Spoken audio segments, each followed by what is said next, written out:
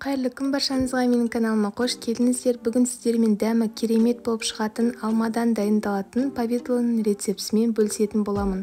Бұл повидланы сіздер булочкилердің, пирогтардың салмасына салып, тағы да түрлі тәттілер дайындай аласыздар.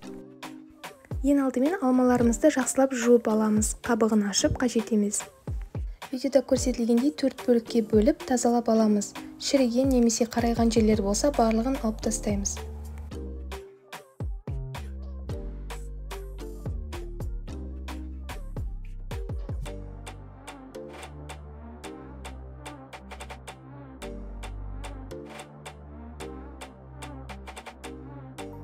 Енді алмаларымызды асты қалың ыдысқа саламыз. Отқа қойған кезде асты жауыспайтындай болу керек.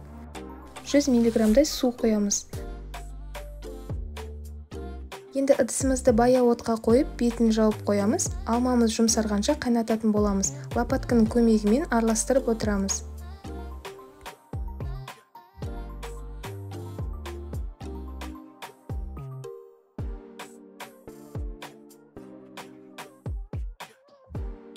Мінекей алмаларымызды осылай қайнатып аламыз. Мен шамамен 20 минуттай қайнатқан болатынмын. Сіз өз алмаңызға қарай қайнатсаңыз болады. Кейде алмалар қатты болады, кейде жұмсақ. Соған байланысты минуты көбірек немесе азырақ болуы мүмкін. Енді алмамызды бір келка масса болғанша жақсылап блендердің көмегімен езіп алатын боламыз.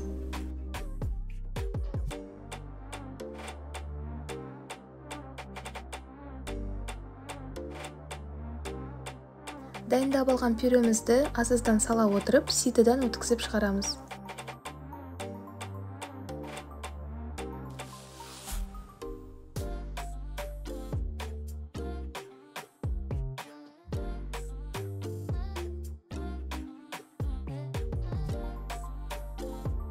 Мінекей біздің пюреміз дайын болды. Алмамыздан аз ғана қалдықтары шықты, сондықтан да алманың қабығын ашып қажет емес, уақытты алып, одан да бірге қайната беріңіз.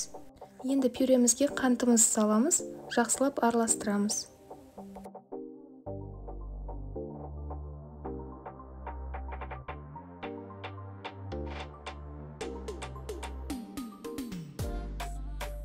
Енді пюремізді баяу отқа қойып қайнататын боламыз.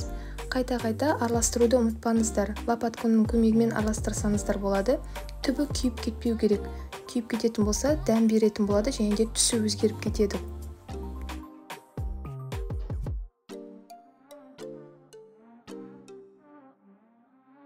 Мінекей біздің повидлымыз дайын болды. Менде шамамен 40-45 минуттай уақыт кетті қайнатуға. Повидлымыздың дайын болғанын қалай білуге болады? Видеода көрсетілгендей ыдысқа осылай 1-2 капля тамызсаңыздар, және де толықтай суығанын күтіңіздер.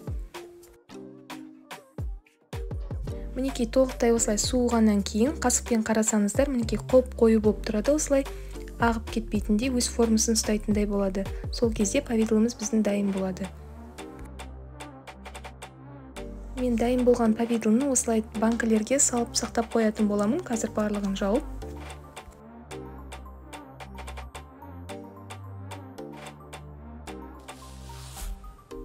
Осы рецептпен повидланы дайындап көріңіздер, дәмі керемет болып шығады, және де өте оңай дайындалады.